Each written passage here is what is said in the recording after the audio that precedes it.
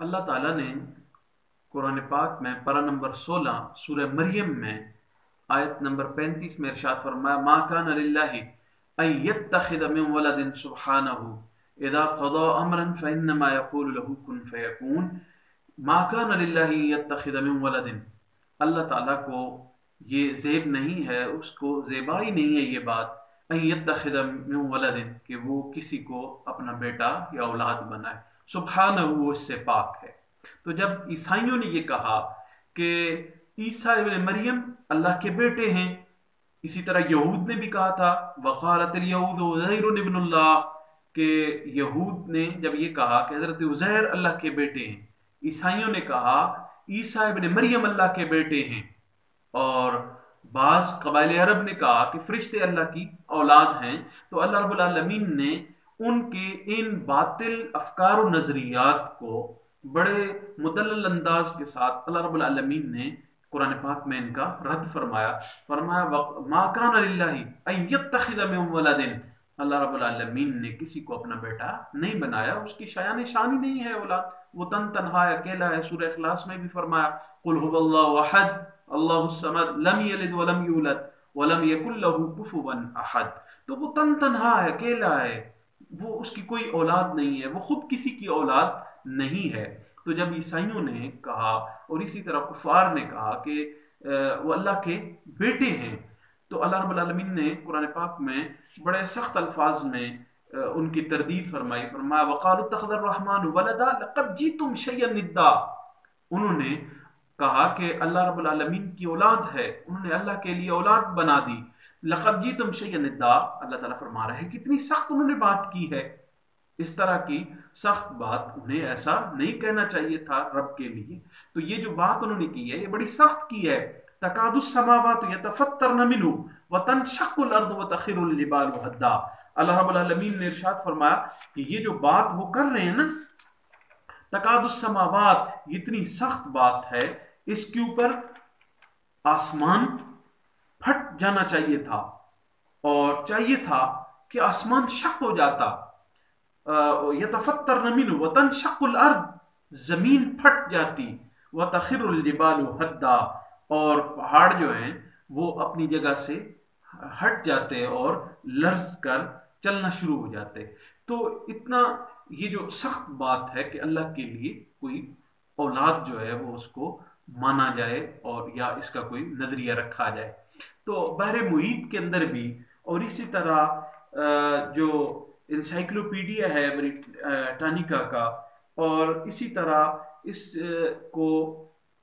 تفسیر ضیاء القرآن کے اندر پیر محمد کرم شاہ الازہری رحمۃ اللہ تعالی علیہ، اسی طرح تبیان القرآن کے اندر علامہ غلام رسول سعیدی صاحب نے بڑی وضاحت کے ساتھ لکھا ہے۔ اور جب یہ اختلاف ہو گیا نا،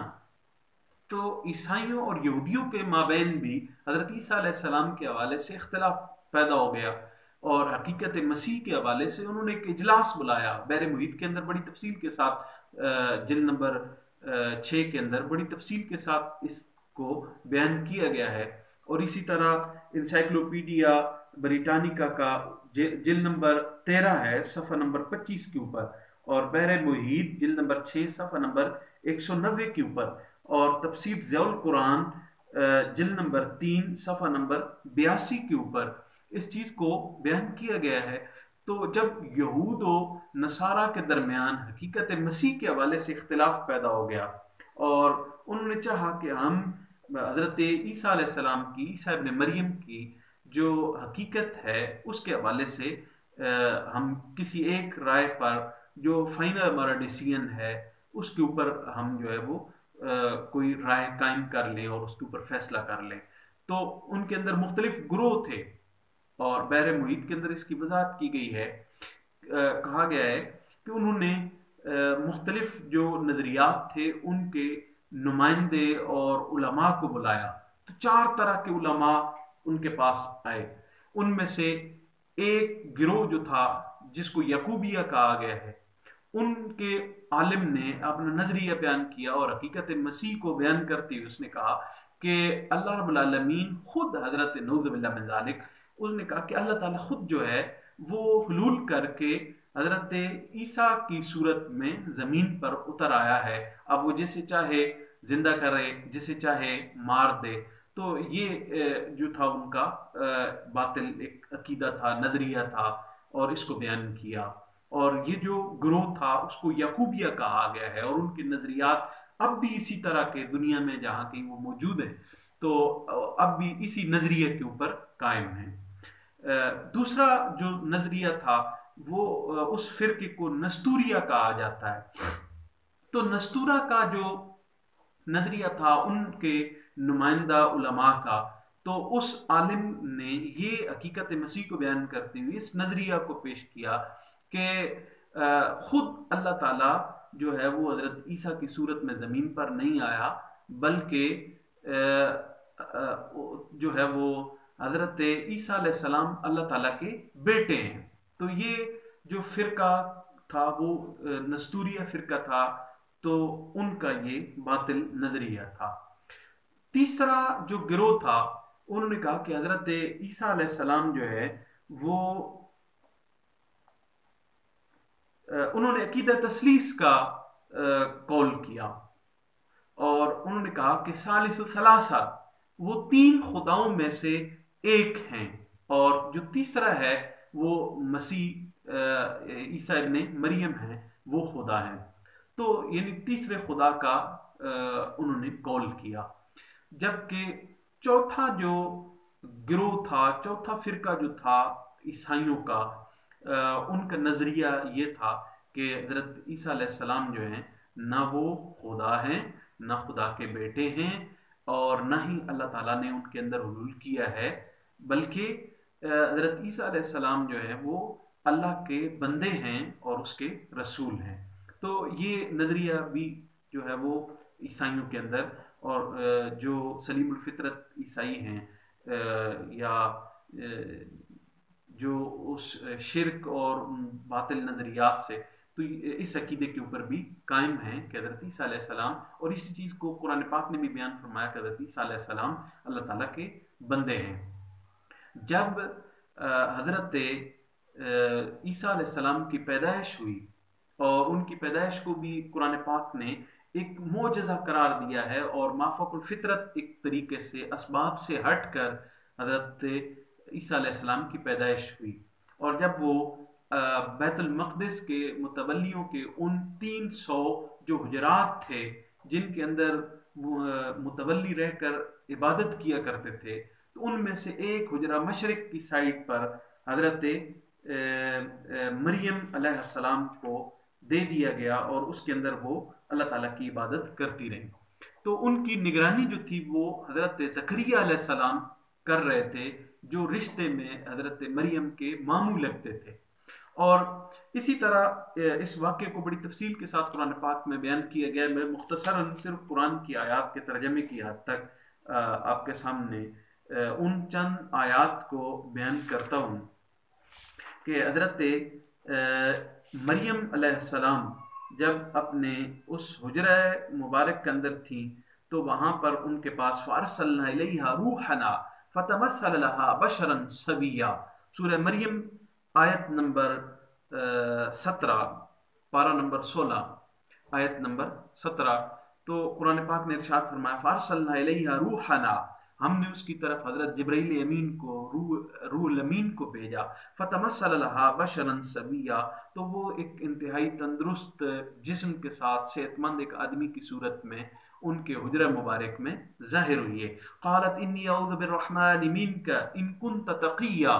تو قرآن پاک نے ارشاد فرمایا کہ حضرت مریم علیہ السلام نے جیسے ہی دیکھا تو فوراً خوفزدہ ہو گئی کہ کمرہ جو ہے وہ بند ہے، کسی انسان کو اندر آنے کی اجازت نہیں ہے حضرت زکریا علیہ السلام کے علاوہ. تو اب ایک شخص جو ہے وہ اچانک ایک صحت مند صورت میں میرے سامنے ہو گیا. تو انہوں نے فوراً کہا قالت انی اعوذ بالرحمن منک،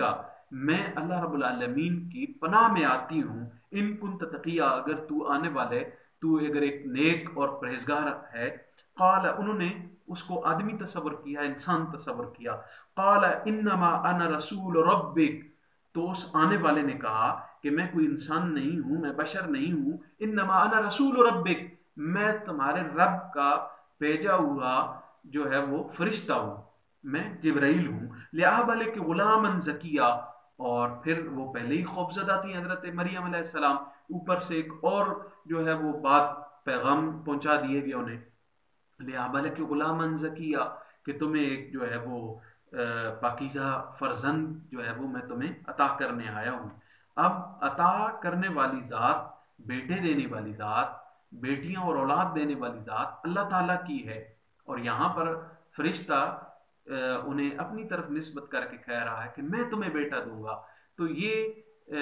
چونکہ دینے والی حقیقی ذات تو اللہ تعالیٰ کی ہے، فرشتے نے اس کو چونکہ ظاہری سبب کے طور پر اس وقت موجود فرشتہ تھا تو اس نے اپنی طرف نسبت کر دی، حالانکہ حقیقتاً جو اولاد دینے والی ذات ہے وہ اللہ تعالیٰ کی ہے۔ تو قالت انا یکون لی غلام ولم یمسسنی بشر، جب انہوں نے کہا میں تمہیں بیٹا دینے والا ہوں، ایک بیٹے کی بشارت دینے والا ہوں، سنانے والا ہوں، تو قالت انا یکون لی غلام، انہوں نے کہا میرے ہاں بچہ کیسے پیدا ہو سکتا ہے، میں ابھی کنواری ہوں، مجھے کسی بشر نے آج تک چھوا نہیں ہے، اور ولم کو بغیا، تو اب اولاد دو طرح سے ہی ہوتی ہے کہ دو ہی اسباب ہیں اس کے، یا تو جو اللہ نے اسباب بنائے ہیں کہ رشتہ ازدواج میں منسلک ہو اور میاں بیوی کے مابین تعلق کے بعد اللہ تعالیٰ اولاد عطا فرماتا ہے جس کو چاہتا ہے، یا پھر اولاد کا دوسرا جو ذریعہ ہے وہ یہ ہے کہ کوئی بدکاری کر دے، تو حضرت مریم علیہ السلام نے دونوں کی نفی کی، فرمایا کہ وَلَمْ يَمْسَسْنِي بَشَرٌ، میرے ہاں بیٹا کیسے پیدا ہوگا کہ مجھے تو کسی بشر نے ابھی تک چھوا نہیں ہے، وَلَمْ أَكُ بَغِيًّا، اور نہ ہی میں نے کوئی بدکاری کی ہے اور سرکشی کی ہے۔ تو قال كذلك قال ربك علي هين، فرمایا یہ اللہ تعالیٰ کی کرم نوازی ہے، اس کے لیے انتہائی آسان ہے کہ وہ اسباب جو ہیں وہ تو لوگوں کے لیے ہیں، لیکن اگر اللہ تعالیٰ چاہے تو اس کے لیے بیٹا اس طرح دینا بہت آسان ہے، اس کے لیے کوئی مشکل نہیں ہے۔ اب آگے اس کی وجہ کو بھی بیان فرما دیا کہ اس طرح معجزاتی طور پر حضرت عیسیٰ علیہ السلام کو کیوں جو ہے وہ بغیر باپ کے آپ کی پیدائش ہوئی، تو اس کی طرف اللہ رب العالمین نے اس کی وجہ، حکمت اور اس کی مقصدیت کو بیان فرما دیا، فرمایا وَلِنَجْعَلَهُ آیَةً لِلنَّاسِ رَحْمَةً مِنَّا۔ کچھ لوگ کہتے ہیں کہ نہیں، حضرت عیسیٰ علیہ السلام جو ہے ان کا آنا جو ہے وہ ان کے والد کو بیان کیا جاتا ہے، کہا کہ نہیں حضرت عیسیٰ علیہ السلام جو ہے حضرت مریم کی شادی ہوئی تھی، لوگوں کو اس شادی کا علم نہیں تھا، اور چونکہ یہ جو فتنہ تھا یہ یہود نے اٹھایا تھا عیسائیوں کے خلاف، تو ان یہودیوں نے اس کو جو ہے وہ پروموٹ کیا ہے، تو حالانکہ جو ہے ان کا باطل نظریہ یہ ہے بعض افراد کا، بلکہ ہمارے ملک بر صغیر پاک و ہند کے اندر بھی اس نظریے کو بھی بڑا پروموٹ کیا جاتا ہے، اور اس کے جو سرغنہ ہیں وہ سر سید احمد خان بھی ہیں، وہ بھی اسی نظریہ کے قائل ہیں کہ حضرت عیسیٰ علیہ السلام کے باپ تھے اور ان کے باپ کا نام یوسف نجار تھا، یہ مقالات سر سید کے اندر موجود ہے یہ بات۔ تو اس نظریہ کو تو پھر کہا جاتا ہے کہ جب یہ اتنا سارا ایک معاملہ تھا، پھر یہ خفیہ تھا، تو یہ اللہ تعالیٰ کی قدرت کاملہ کی دلیل کیسے ہو سکتا ہے، تو وہ حضرت عیسیٰ علیہ السلام کی بغیر باپ کی پیدائش کو، برتھ کو اس کو تسلیم نہیں کرتے۔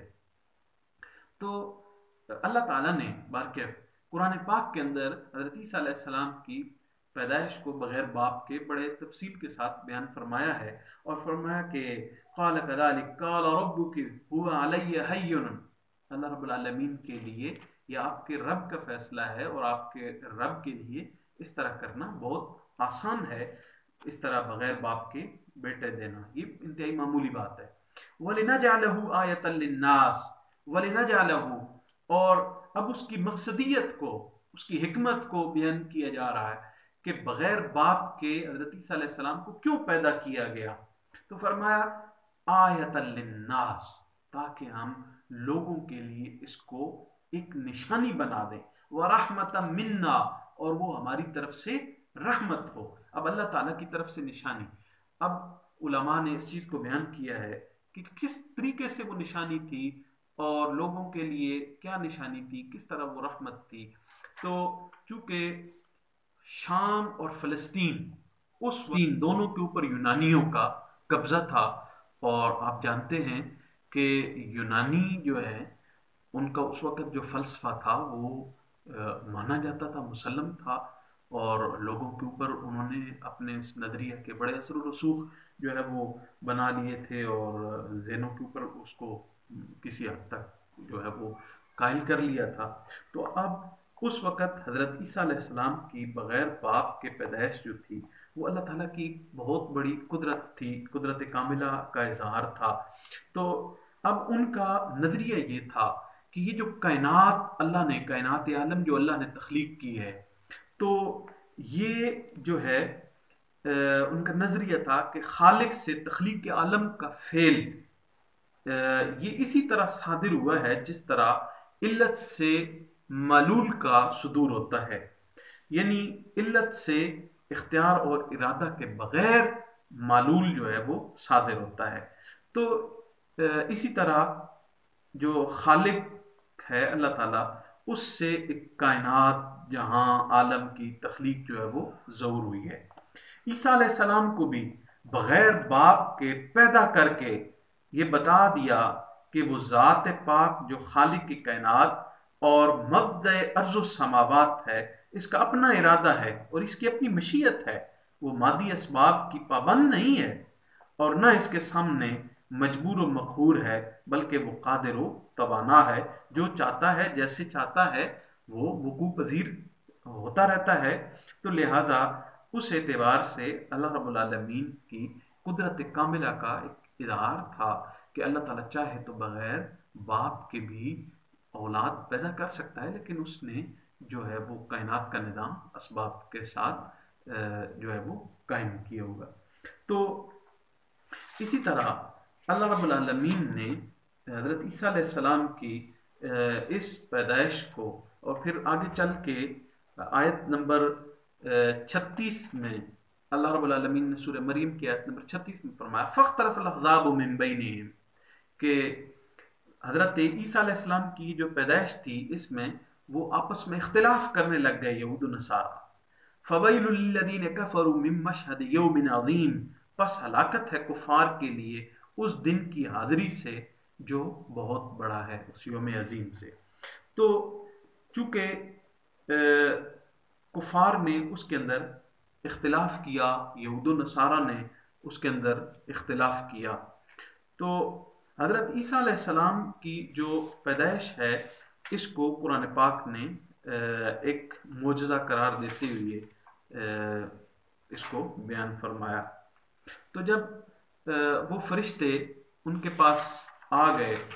اور انہوں نے اللہ کی روح پھونکی اور حضرت مریم علیہ السلام اس سے جو ہے وہ حاملہ ہو گئی، پریگننٹ ہو گئی،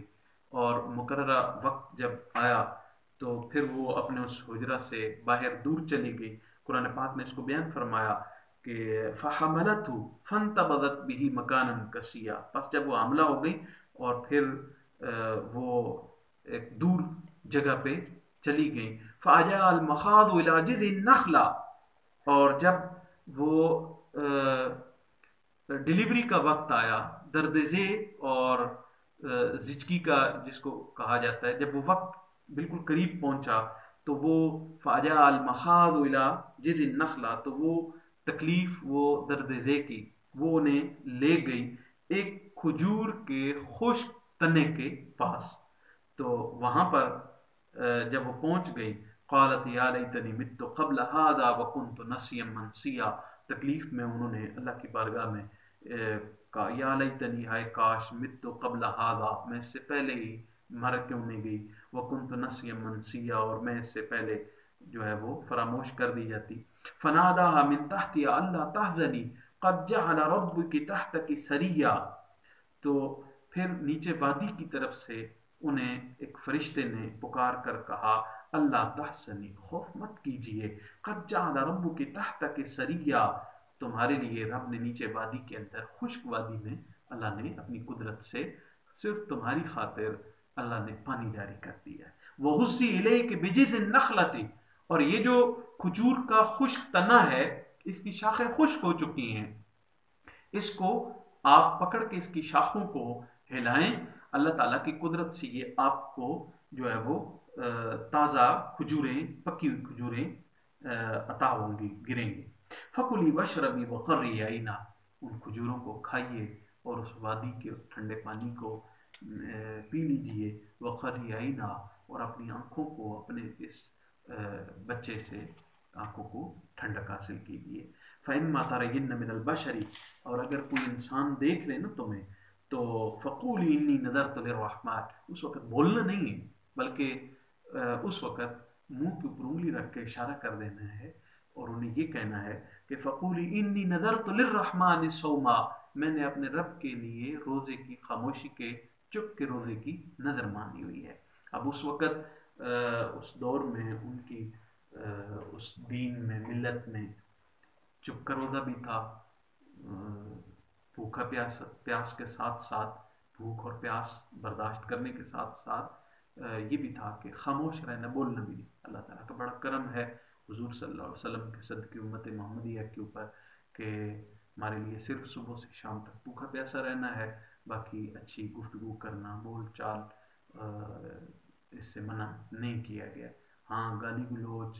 جھوٹ، غیبت، ان چیزوں کو منع کیا گیا ہے، اور کہا گیا ہے کہ اگر کوئی آدمی جھوٹ سے، غیبت اور ان چیزوں سے نہیں بچتا، تو گناہ سے نہیں بچتا، تو اللہ تعالیٰ کو اس کے روزے کی ضرورت نہیں ہے۔ تو بہرکیف بولنے سے روزہ نہیں ٹوٹتا، لیکن ان کے اس شریعت میں فَقُولِي إِنِّي نَذَرْتُ لِلرَّحْمَٰنِ صَوْمًا، میں نے اپنے رب کے لیے چپ کا روزہ رکھا ہے۔ فَلَا نُكَلِّمَ الْيَوْمَ إِنسِيًّا، فرمایا اس دن جب تم کسی بشر کے سامنے جب لے کے جاؤ گی نا اپنے بچے کو، وہ تم سے کوئی بات کرے تو فَلَا نُكَلِّمَ الْيَوْمَ إِنسِيًّا، اس وقت بالکل اس دن بولنا نہیں ہے، کلام نہیں کرنی ہے۔ فَأَتَتْ بِهِ قَوْمَهَا تَحْمِلُهُ، پھر وہ اپنے بچے کو اٹھا کر جب قوم کے سامنے آئی، قَالُوا يَا مَرْيَمُ لَقَدْ جِئْتِ شَيْئًا فَرِيًّا، تو انہوں نے کہا ہے مریم یہ کیا تم نے اتنا جو ہے وہ برا کام کیا ہے؟ یا اخت ہارون ما کان ابوک امرأ سوء وما کانت امک بغیہ، فرمایا تمہارے تو جو بھائی تھے ہارون، یہاں پہ ہارون علیہ السلام اور موسیٰ علیہ السلام وہ مراد نہیں ہے، شاید ان کی قوم میں ان کے بھائی ہوں، اور یا ان کا جس طرح بھی تذکرہ ہے تو اس نسبت سے انہوں نے بھی نام رکھ لیا ہو ہارون، تو اسی کی طرف اشارہ کیا۔ قوم نے فرمایا یا اخت ہارون ما کان ابوک امرأ سوء، تمہارے جو باپ تھے وہ تو اتنے برے نہیں تھے، وما کانت امک بغیہ، تمہاری ماں جو تھی وہ بھی بدچلن نہیں تھی، تو یہ تم نے کیا کر لیا؟ یہ بچہ تمہاری گود میں ہے، اٹھائے ہوئے تم لا رہی ہو۔ فاشارت الیہ، اب اللہ تعالیٰ کے بتائے ہوئے اس طریقہ کے مطابق انہوں نے اس بچے کی طرف اشارہ کیا۔ قالوا کیف نکلم من کان فی المہد صبیا، تو قوم نے کہا بھئی یہ چھوٹا بچہ ہے، اس کی طرف تم اشارہ کر رہی ہو، تو اس سے ہم کیا باز پرس کریں، اس سے کیا بات کریں، یہ تو بول ہی نہیں سکتا۔ تو اس وقت فوراً حضرت عیسیٰ علیہ السلام جو اپنی ماں کی گود میں تھے، بعض روایات میں پنگوڑے کا بھی ذکر آتا ہے، تو یہاں پر مہد کا ذکر جو گود کے لیے بھی استعمال ہوتا ہے، پنگوڑے کے لیے بھی استعمال ہوتا ہے۔ قال انی عبد اللہ، تو حضرت عیسیٰ علیہ السلام نے اسی وقت یا بعض جہاں پر معاملات جو ہیں وہ جاب میں خطرہ ہو، کسی حالات میں جو ہے تلخی آنے کا خطرہ ہو، تو اس اعتبار سے مجبوری کی حالت میں وہاں پہ چلے جائیں، لیکن ان کی جو مشابہت ہے اس مشابہت سے حتی الامکان بچنے کی کوشش کریں، اور وہاں پر اگر سارے لوگ ان کو میری کرسمس کہہ رہے ہیں اور ہیپی کرسمس کہہ رہے ہیں، انہیں مبارکباد دے رہے ہیں، تو وہاں پر آپ کسی حکمت عملی سے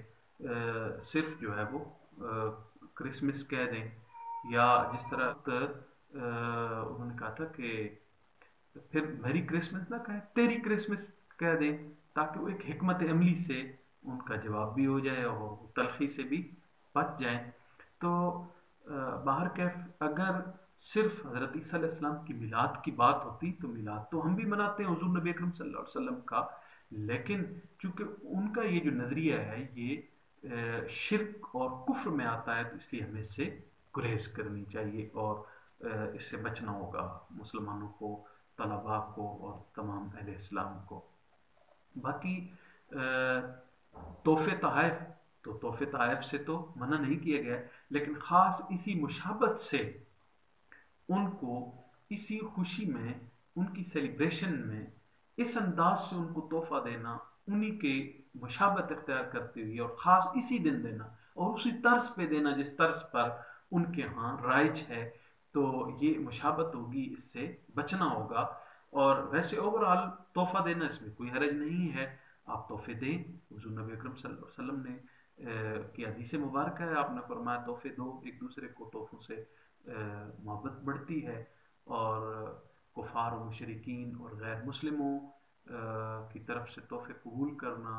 اور ان کے ساتھ ہمدردی اور بھلائی کرنا،